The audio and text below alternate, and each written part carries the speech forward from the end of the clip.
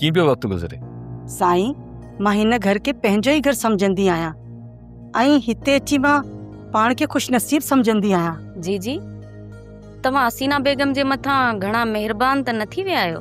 न साइण, जे औरत मूंखे रत जा गोड़ा रुआड़िया, मां उन ते भला छो महिरबान थींदसि?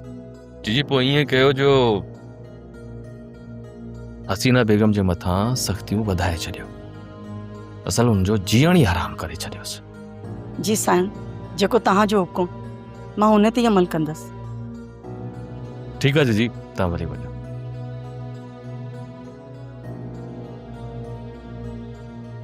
सोड़ तोखे ईअं छो थो लॻे त जीजी हसीना बेगम सां हमदर्दियूं ॾेखारींदी?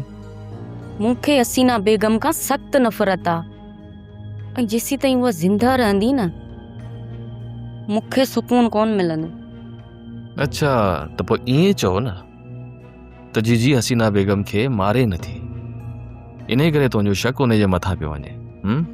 पर जीजी त नरम दिल आहे, हीअ उहा सख़्ती त करे ई न सघंदी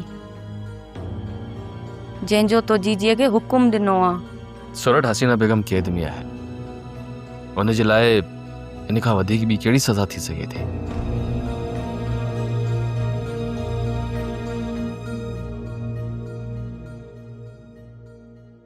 सब्सक्राइब कयो असांजो ऑफिशियल यूट्यूब चैनल सिन टीवी HD ड्रामा ऐं वधीक अपडेट लाइ बेल आइकन खे क्लिक करियो।